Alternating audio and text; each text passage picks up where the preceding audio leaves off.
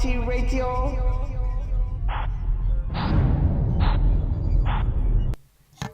Welcome, everyone. This is 5-Round MMA. My name is Alex Mears, alongside my co-host, Albert T. I want to thank you for tuning in, whether you're on Apple Podcasts, Podomatic, YouTube, you're on Fightbook MMA, you're at 5roundmma.com, whatever format you are enjoying us on. Thank you just for tuning in this week. We have a lot to talk about. DC calling out his next title challenger. We got Rory MacDonald giving GSP career advice. Khabib offered to fight Tony Ferguson, and we'll also preview UFC 216. A lot to go on. But Albert, we are week 3 or 4 in the NFL? This is the fourth week. Fourth week. Yeah. Usually right about the fourth week, you kind of know if your fantasy teams are good, right? Yeah, either you're sinking or you're mid-floating. But I think my boat's taking on water. The ship's going down? Yeah. What about you? I'm a mid-floater right now. I think this is the make or break week for me. I found out real quick which leagues I need to stop concentrating on and which leagues I do need to Yeah, there you go. on. Yeah, there's always if you're multiple leagues, there's always one that's more important than the others. But so we'll see. Also got MLB playoffs starting this week. The wild card games I think on Tuesday, depending on when you're listening to this. So that's good stuff. I think the Dodgers games is going to be Thursday. Yeah. So for you LA fans out there, good stuff. Good best time of the year is October. Basketball starting. Oh yeah. And NHL starting for like hockey, MLB playoffs, and professional football. So let's get started with MMA. MMA is year-round sport. So round number 1. I guess newly reinstated. Is Daniel Cormier now a 2-time light heavyweight champion, or what is he? Or is he still like a 1-time? Technically, he never lost it. Okay, so he's still in his current reign. So, if you listen to the show for the past couple of weeks, the biggest question mark we had is like, hey, who's he gonna fight next, and who's he gonna kind of help promote this division, which I still think is the landmark division in the UFC. You got Chuck Liddell, Tito Ortiz, Ken Shamrock, Randy Couture. Rampage Jackson, the biggest names of the sport, Forrest Griffin, have all held this title. Rashad Evans, all eventual Hall of Famers, right? Yeah. John Jones obviously being the biggest one, and now Daniel Cormier has nothing really to sell itself with, right? So, and just being the true sportsman that he is, he goes on Twitter and tags Volkan Azmidair. I'm just gonna say I'm calling him Volkan because I'm pretty sure I'm butchering his last name. And he actually said, "Hey, you know what? Hey, Volkan, I asked around, and people want to see us scrap. So congratulations, you won." So that's Daniel Cormier, I guess, way of smack talking, or is it? What is this to you? Obviously, he's picking him, but not really smack talk. Do you take it as a smack talk, or I don't know? No. If anything, I feel like he legit looked up and said, look, the only real matchup out there, contender that has not fought for the title and it has serious names on his record is him. So I don't see nothing wrong with it. I don't think it was a disrespectful thing. I think it's going to be a hard fight to sell, though. I'll tell you that right now. So if Volkan is 15-1 and 3-0 in UFC overall, but I think that this is kind of indicative of the way this division is going to have to go. I think Daniel Cormier is going to have to do a lot of work to get people to focus on this division again. And now, like you said, he had to do research. Like, oh, who's around? Is it Volkan? Yeah, Volkan, you're next. Even though Alexander Gustafsson's probably the biggest name of all of them. Ranked one too. But he beat him already. So I think this is going to be convincingly too. Yeah, and if DC beats Volkan, then it's going to be a long road for this division, man, because there's nobody else out there. I don't see anybody out there at all. He's gonna all the ones that were supposed to make that rise, like Alvin St. Pierre, he's had a couple of misfires there. Even to do the rematch, where I think had some good sound bites coming out of it, would have been against Patrick Cummings, but even he has kind of fell short of the game. Yeah. But that would have been nice to see that rematch and that whole little smack talk again. I thought that was an entertaining bout, nevertheless. But just so you know, Shogun is still ranked in the top 5 in this division. I mean, you want to have like a random event in Brazil, I guess.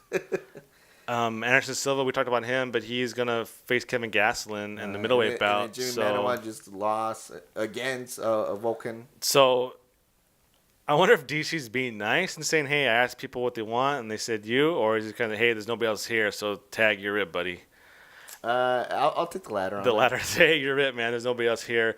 We're gonna have you. We're just gonna do it. And I said, the crazy part is, I don't know if you heard, but DC was attempting that heavyweight division as well. Really? I mean, if Cain Velasquez, he's hurt, and Luke Rockhold said the plan was if he's going to try and get Bisping to fight, and if not, then he'll go up to light heavyweight. So just switch things. And you think maybe now, like that, now that John Jones is gone, some of those light heavyweight guys will move up to. Middleweight guys will move up. Like that's something. Well, Rashad Evans is supposed to make the jump back up. Yeah. I don't know how exciting that'll make things, but he's supposed to make the jump back up, and I'm really hoping a couple other people follow. Chris Wyman has I already said walked expressed the line interest. on Yeah. it. Yeah. You have, maybe Jacare or Yoel Romero, and then. See, Michael, what you did, man. Yeah. The king of a graveyard. Good for you, bro. In all honesty, I think some of these heavyweights should look down as well. Yeah. I mean, there's like, the Overeems that I don't think they can never make 205. He tried to, remember, back in the... Well, he fought light heavyweight in his early career, but his body frame is way different now. Yeah. Mark Hunt would never do that. Derek Lewis never. But there's other fighters, I think, in that heavyweight division that can probably tiptoe down. Travis Browning can resurface as a light heavyweight. He's a big dude, man. I don't know. I see some flab in there when he hits. He can drop a couple extra pounds. So who knows? There's a couple people up there I think can probably make that light heavyweight. Yeah, it's just kind of funny that if DC can do it, you can do it. Yeah, it's kind of funny that you see like the It's very rare you see the champion calling out challengers. That's what I thought was kind of weird to me. Michael Bisping does it all the time, though. Yeah, but I mean, he's Michael. But this is like a guy like it should be the other way around, right? Shouldn't Vulcan be tagging DC on Twitter and say, hey? But I don't know. So I think this is going to be the future, at least for a little bit now, for this division because it's not very star-studded at all. So that's it for round number one. We're going to come back and talk about Rory MacDonald's career advice to GSP, and hopefully get Guillermo Cita on the phone because I know he's dealing with weather situations over in Florida. He has been the last couple of weeks. So stick around for round number two. But before we do that, let's have one of our great sponsors, longtime sponsors of the show, 5 Rounds Clothing Line. 5 Rounds offer a unique collection of apparel and accessories by incorporating the culture, style, and attitude of mixed martial arts. They are constantly evolving and improving to become the best fightwear company possible in the MMA world. Check out the line of hoodies, hats, t-shirts, and other great accessories at 5rounds.net. That's the number 5rounds.net. Follow them on Twitter at 5roundswear and on Instagram at 5rounds_. Get it on. Round two coming up next. All right, welcome back. Time for round number two. So, remember a couple years ago when the grand plan was for GSP to sail off into the sunset, being the most dominant welterweight champion ever, and then kind of pass the crown to Rory MacDonald, the Red King. But as so it happened, GSP decided to take a leave of absence from mixed martial arts. Robbie Lawler became welterweight champion, and Rory MacDonald actually eventually got his way to a title bout.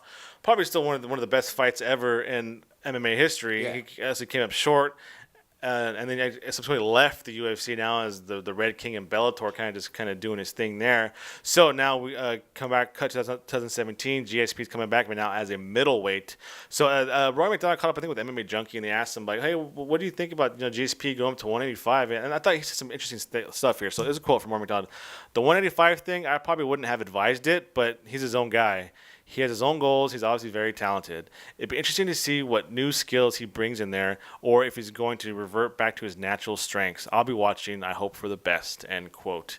I know Rory MacDonald's, the Canadian Psycho, very cold and emotionless. Did this kind of surprise you that he was kind of like nonchalant about GSP? Like, I don't know if I would have done it, but I mean, if you would have asked me, I would have said stay at 170. It's kind of what he's saying here. But what does it say that one of the best welterweights in the world is saying to another welterweight, hey, I don't think you should go to 185? I think it's weird because GSP's biggest strength, I still think, regardless of what people say, is still his ground game. Yeah. With that said, when you're dealing with these heavier fighters, it's obviously a little bit harder to take down those bigger fighters. While he was technically a big welterweight, there was rumors that he was always like around 190. That doesn't seem big to me, but yeah. But I mean, for welterweight, so you can see how that can translate into having a good ground game at welterweight. But then if you start thinking about these guys that are cutting from like 225, 230, it doesn't seem like it will add. So I think Rory MacDonald's doing what he always does, and he's keeping it cool and blunt. Yeah. I think that was his honest opinion, and I can see why he would say that, because it's true. Like if you're just dealing with X's and O's, obviously the Just to look good on paper, right? Yeah. But other than that, I didn't play too much into it, but I still think GSP has more than a good chance of beating Michael Bisping. It kind of echoes too what Luke Rockhold was saying when he won a couple weeks ago, saying just it's not your division, you're too small, you're gonna get smashed. GSP, go home. And the fact that also Rory MacDonald, who I don't think he started. Did he ever fight at 185? I don't think he ever did. Right? He's always been 170. No, he's always been 170. Even when he was a kid, I think. Yeah, so he's never flirted at all or talked about going up to 185. So maybe it is just such a big drastic that like, okay, I'm not gonna. Between the 170 and 185 guys, because like you said, like you get guys maybe walking around 200, cutting down to 170, as opposed to guys who are walking down 220, 230. And I don't know if you even cutting down to 185. Read a little bit more. This guy say he could be a triple champion. Yeah. At 205, and hopefully they'll let him compete weighing in at like I think he said like 198. Yeah. Or something like that. Just barely getting there. But also, that's interesting too. What do you say about? It'd be interesting to see if he brings any new skill sets in there. It just goes back to his natural strengths. That was interesting. I don't know. I know that when we left GSP, the last chapter of GSP, it was all about his jab and his stand up. I don't know what else mixed thing he can show us, unless like his stand up has improved incredibly. I don't know. Yeah. GSP's a master of martial arts. Yeah, I mean, you can see it's either his strengths or what his maybe his kicking. I don't think we've seen a lot of kicking from GSP before. Maybe he's gonna show some amazing kicking techniques. That'd be kind of interesting to see, like something different, because people would think, okay, the jab, and then also his ground game, his takedown. Yeah. So that's part of what Michael Bisping is expecting. And then you see like a roundhouse kick, and then new middleweight champion GSP. I think it's just funny. I think if it was a bigger middleweight, I think GSP would have a problem. I think obviously he's a smart guy, like Rory MacDonald said. He sees opportunity. It's all about like, okay, I think I could beat Michael Bisping. I don't think if he thought he could beat him, he wouldn't take this fight. Like if it was Anderson Silva, obviously, like they could have fought in their prime. He probably Anderson Silva, no way. He's too long, too lanky, too good. Even when Chris Weidman was Chris Weidman, I think he wouldn't take that fight because, like we said, like if we still say that his ground game is his best asset, I don't think it would work on Chris Weidman. I think we got some other. And you would have to be perfect on that jab, so Chris Weidman doesn't catch you or grab you. So, I just think the threat. He honestly thinks the takedown's there. Rory MacDonald giving career advice. Is it now that the student has become the master now? Is that what that is? Can we read into that line right there? Of course. The Red King knows all. That's it for round number 2. We're going to come back and talk about the UFC. I think they're trash talking about Khabib here. But we'll get into that next round. Before this, talk about Mobilitas. Mobility tools, the best mobility tools on the planet. Durable, portable, manufactured release products designed with more grip to help you improve performance and recover faster. Visit yourjointshouldn'thurt.com to see their great lines of products. They're also on Instagram at Mobilitas, like them on Facebook, and visit youtube.com/yourjointshouldn'thurt for great tutorials on how to stay healthy to get the best workout possible. Round number 3 coming up next. Welcome back. We are on the cusp of UFC 216, which is to be main evented between Tony Ferguson and Kevin Lee for the interim lightweight title. When this was announced, the beef between Ferguson and Lee was when Ferguson did I think at Fox Sports Analyst and kind of smart tag. But obviously every MMA fan knows that the bitter enemies are Tony Ferguson and Khabib Nurmagomedov, whatever how you pronounce his name. And so and those are the 2 best lightweights in the world. Sorry, Conor McGregor. It's one of them 2, but obviously every time they're supposed to fight, one of them got hurt, and then the last time Khabib had a drastic weight cut issue. So UFC matchmaker Sean Shelby actually said that they actually had planned for Khabib and Ferguson to square off at the end of the year to UFC 217, for the big one they have, I think in November or December. That was the plan all along. And he said, quote, just to clear things up, a fight was offered to Nurmagomedov on November 14th at UFC 217. At that point, we were trying to put cards together toward the end of the year. I was informed that Nurmagomedov could not take the date and probably wouldn't be able to fight until at least December. So that left Tony without a dance partner, end quote. So, I mean, are you making that? Are they kind of knocking Khabib here, for not being available to fight 1 month before, or this is like, hey guys, hey man, you guys are talking crap about Kevin Lee. Oh, I tried to put Khabib together, but he's not available, and Tony wanted to fight now. So is that how you kind of see it going? That's exactly how I see it. I don't know how I feel about it. It's a different question because this is not the first time they do this where they bury one of their own fighters just to justify an event. We've seen it way more than once where they kind of backhand a fighter just to promote a certain event. Yeah. And I don't know how I feel about that. I get it. Don't get me wrong, because like it's a question I think every media source is going to ask leading up to. I kid you not, media day.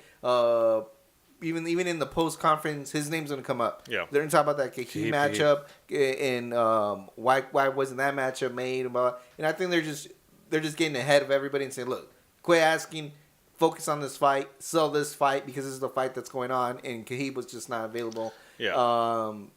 But I don't know. I guess it's just weird because I can't picture the MLB or NBA saying like, you know.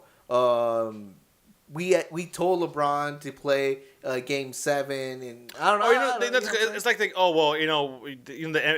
NBA has their feature games on TNT, right? Yeah. Like, hey, well, we told LeBron that he had to play Wednesday on TNT, but his coach sat him out. Yeah. So you can't blame us. That's all LeBron James right there. Like, so exactly. And yeah, I get to. It just feels weird for them to kind of do that. You would think they would. You think they'd learn now about maybe scaling back. I know the new owners want to scale back the events in 2018. So maybe you should do this. Like, instead of having like 4 events in a month, maybe to 2. Maybe that way you have enough fighters. Because obviously UFC 216 wasn't anything. So they created this interim title just specifically for the pay-per-view, like they did with the women's featherweight bout. They created that title just because they needed another title to put on the pay-per-view. So instead of suffering, now instead of watering down these pay-per-views, why don't they just have less of them, and that way every fight is meaningful. Yeah, not only do I agree with that, I just don't get why UFC doesn't double book a weight class in. Last time we saw that Borg got out, right? Mm. He's in this card now. But you still had Henry Cejudo and Wilson Hayes. Yeah, so I don't know why they couldn't just select one.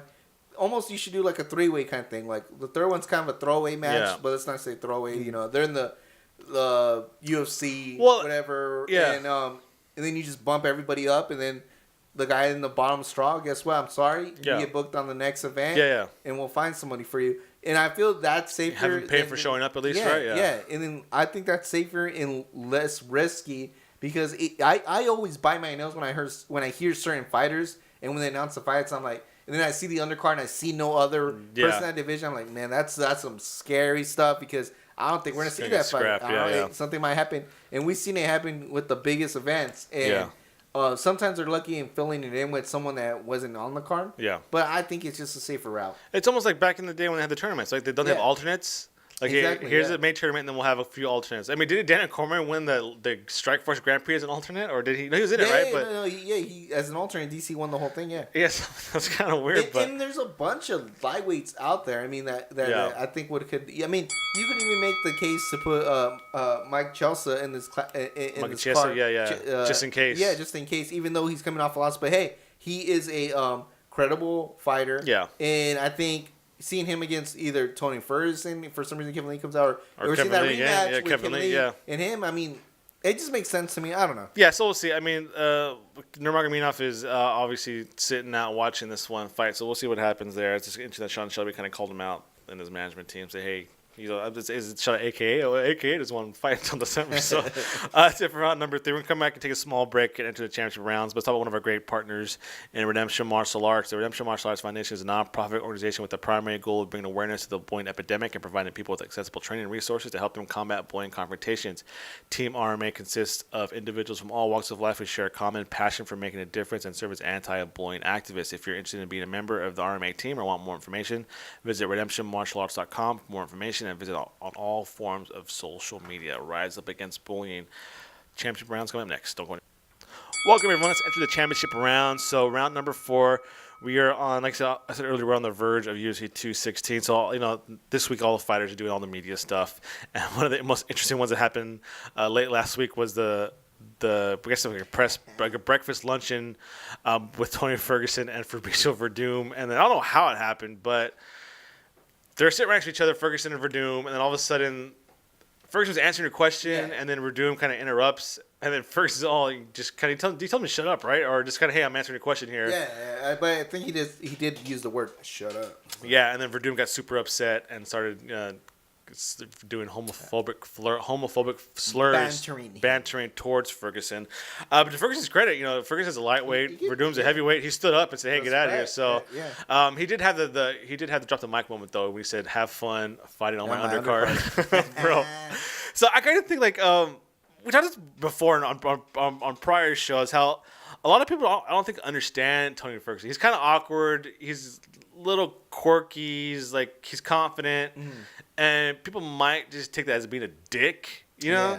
And he's wearing the glasses, had his hood on, like he looked kind of like he has his own style. He's his own style. He's a little weird, but I'm a fan of the guy. But what do you make of this? Like, who came off looking worse? I think Verdum did. In my opinion, Verdum came out the worst. Well, one, he said a homophobic slur, which you must be crazy to say that. Not just where we're at in any language in today's time. Yeah. Your MMA has been one of the hardest criticized sports when it comes to being homophobic. Yeah. So he should have really tried. I know it's a Mexican. I'm Mexican. I know the saying. Yeah. But still. Spanish, Portuguese, whatever he was saying, it's so, the same. I think that gives him the first black eye. The second black eye is how tough can you really look when you're a heavyweight talking down? You know what I'm saying? You talking to another heavyweight. That's why I never get when you see these bigger guys kind of like, okay, bro, like you don't look tougher. Yeah, right? This guy's 155. You fight 265. Yeah, so almost 100 pounds. Exactly. So I think that was the two black eye. In the knockout blow, I think was when Ferguson pretty much checked him. Look, bro, you're on the undercard for a reason. Yeah. You don't got your title anymore. You haven't had your title in a while. Yeah. Now I'm the title hunter. So have fun on the undercard. So I think Verdum loses all 3 rounds. Yeah, he came out later and said like he apologizes, but he's not homophobic at all. Just kind of something that came out of the heat of the moment. But still, like, dude, that's how when in the heat of the moment, that's when you see a person's true character. Yeah. So I thought it was funny. I thought Tony Ferguson was just like, and then I know, and then Guillermo sent it to us in a private message. And that's how he saw it. He's like, man, I really hope they would have scrapped and Tony would have beat him up. Imagine, dude, that would be, dude. I would have been so awesome just to see a little exchange. Like, nothing too serious, just a small exchange. I would have taken that. But we'll see. And I think this is good. This is good. I think Ferguson's carrying himself well. Tony Ferguson, Kevin Lee's carrying himself well. Verdum is quickly gained a rapport of one of the most hated MMA fighters as far as with the boys. I mean, we got this Tony Ferguson almost interaction. Luke Rockhold wanted to fight him. And even said that he would be more than happy to fight in heavyweight if he wanted to throw it down. Verdum is not making a lot of friends. I think it's that stupid face he makes, that little goofy face. people. I think this rubs people the wrong way. Yeah. And even the UFC, remember they dropped him from the UFC, the Spanish broadcast? Yeah. Remember? Because he's talking crap about Reebok and saying he wanted Nike. So he's even on the bad side of the UFC right now. So if another incident like this, he might find himself, fighting Roy Nelson in Bellator. You think? Or Matt Mitrione again, right? That would be a good match. Or maybe a rematch with Fedor, right? Because then he tap him out. Oh yeah. So maybe just Scott Coker's just there. Someone just licking his chops like yes. Someone has to end Matt Mitrione's reign. So you gotta go pick that guy up. I'm hoping. I bet you Scott Coker's like, man, Verdum just mess up one more time, or just lose on Saturday, so the UFC can cut you, and then I'll come and sign you up right here, and then we'll do Fedor, Verdum 2, and we'll sell out. We'll be a sellout show on Spike TV, and then Fedor goes wear a sweater in the post-fight press conference. I love that sweater. You ever seen they have a bobblehead of that? Yeah, with his little green sweater. I wouldn't mind. Actually, I would probably buy that. That'd be dope. I don't know if I'd buy it. He'll look good right here next to I don't know if I'd buy it, but I would gladly take it as a gift. So if you guys want to send it out to us, let us know. But this is funny. Like, dude, Verdum, dude, come on, man. What a weird way to also do an interview. I think. See, whenever I see stuff like this, I almost feel like they set themselves up. I mean, they were next to each other in a picnic table. Yeah, and it's obviously every fighter has an ego, and every fighter, rightly so, they should think they're the toughest guy in the room. But when they're mixed in like that, it's just kind of And I bet you it was kind of Ferguson, just had the hood on, wearing the glasses. He probably just rubbed off the wrong way, but that's his style. You either get the guy or you don't get the guy. But that's it for round number 4. We'll see how it goes on. We have the 5th and final round coming up next. We're going to preview UFC 216 and talking to the matchups in the interim title with 2 title fights, actually. Nobody's talking about Demetrius Johnson anymore. So that's it for round number 4. But before we do that, some of our great partners, great friends over at FightBookMMA.com, the only place you will find real combat news. real combat news, real news from real combat sports all over the world. Website you can trust the accurate news from MMA, kickboxing, boxing. It's all there under one roof. They cover everything from local promotions to the major ones. It's all there under one roof. They have a great podcast section as well. A great collection of podcasts, the combat sports themed podcasts. Sorry, they're on Facebook, Twitter, and Instagram. Just bookmark it. FightBookMMA.com. Fifth and final round coming up next. Welcome back. Fifth and final round, UFC 216. Ferguson versus Lee will take place Saturday, October 7th from the T-Mobile Arena in Paradise, Nevada, just outside Las Vegas. For the interim lightweight title, co-main event is for the World Flyweight Championship between Demetrius Johnson and Ray Borg, which was pushed back one event because Ray Borg had health issues. Also on the main card, heavyweight bout between Fabricio Verdum and Derek Lewis, and then rounding off will be Benel Darnouche versus Evan Dunham. I think Paige Van Sant was supposed to be on this card, right? But she got hurt. Got hurt back down. So I think that's why Benel Darnouche and Evan Dunham got pushed up to the main pay-per-view card. Also on this card, Will Brooks versus Nick Lentz, Bobby Green, former guest on here, versus Lando Vanada, and John Moraga is also on the bottom. That could be your little flyweight safe net right there. John Moraga versus Muhammad Boulevard-Titov. Butcher the name. And it's only a safe name if they fill them in. Yeah. I don't like this canceling. Then also Pro Gonzalez, who I think who became well known. I remember because she was a fighter who couldn't fight because of her breast implants. Remember that? Yeah. When that news came out. But let's start from the top. Ferguson versus Lee. I think one of the quality matchup from top to bottom when you look at it. I mean, yeah, Lee is relatively new to the UFC, super young, but he's doing what you have to do now in this Conor McGregor era. You have to sell yourself, and he sold himself really good. And look at him now, all the way to the top. So I mean, obviously Ferguson's been around a lot longer. He's a former tough winner, former training partner of Brock Lesnar. I think people don't even need to mention that, how big that is. Because right when he won, he won Lesnar's season of Tough, and told him, hey, you come with me. You're in team with Death Clutch now. Yeah. And so he was repping Team Death Clutch for a while until Brock walked away. So Ferguson versus Lee. Are you expecting like a technical matchup, chess match, or like all out brawl? It's funny because I would label this. I think in every card there's like the true MMA fans fight. This one I think is a true MMA fans fight. Yeah. I think anything outside of a hardcore MMA fan would not even appreciate this fight. Yeah. So with that said, they always end up being the latter where we either see the most technical bout where there's too much respect going on. Yeah. Or we get what we want, but most of the time we get that, boring, too much respect going on. Yeah. And I got a feeling the first round or two it's gonna be a lot of respect. Yeah. But I think as soon as one of them lays it or the takedowns start coming, I think it's gonna heat up.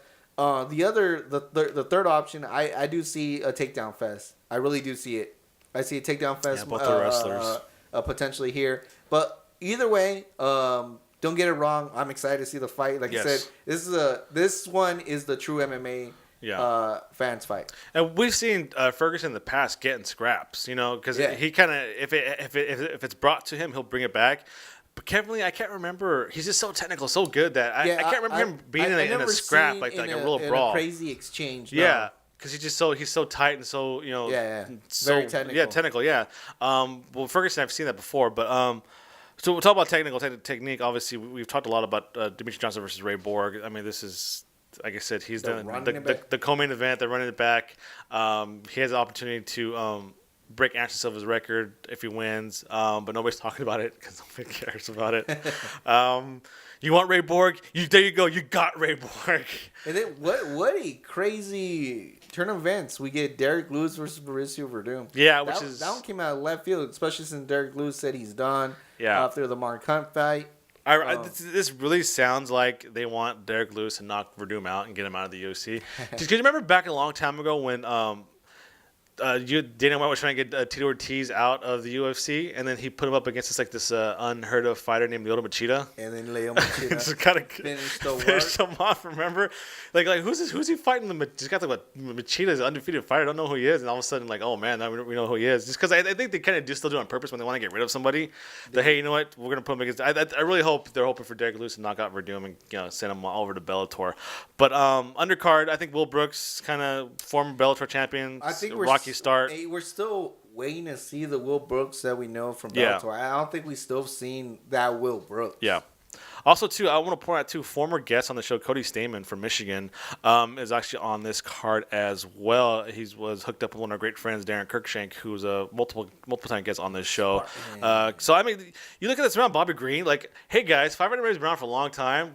Mostly every card, there's a former guest on the show. So, I think that says something about us. It's just about us, right? Arrow, we don't book, like, guys left and right like, MMA Fighter, MMA or MMA Hour does. We don't have a 3-hour show. We get the true potentials out there. Exactly. So that's UFC 216 will take place this Saturday, October 7th, live on pay-per-view. Can we just label this card the FiveRoundMMA card? Might as well, man. I mean, and also, too, Kevin Lee was our very first guest ever. So I want to point out we have 3 former guests on this card today. So, yeah. And just so you know, Cody's headlining the prelims. The prelims on So we got FFX. 2 headliners. 2 headliners. There we go. Before anybody else was out there. Point that out again, everybody.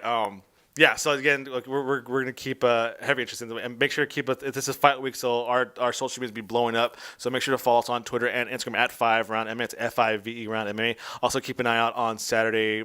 Early afternoon for our picks for this card. Again, at FiveRoundMMA. Subscribe to us on Apple Podcasts, Podomatic, and YouTube. Like us on Facebook and visit FiveRoundMMA.com. Albert, what do you got? I just want to thank everybody for listening. I hope you're watching the games because I'm in deep doo-doo. What games? You talking about football games? I'm talking about the NFL. I need a lot of 30 bombs, a lot of 40 bombs, and a couple of 20 bombs. You know what? My fantasy football's done already, so I'm already looking for Lakers preseason. That's what I'm looking forward to already. Thanks, everybody, for listening. You are now listening to FRMMA Radio.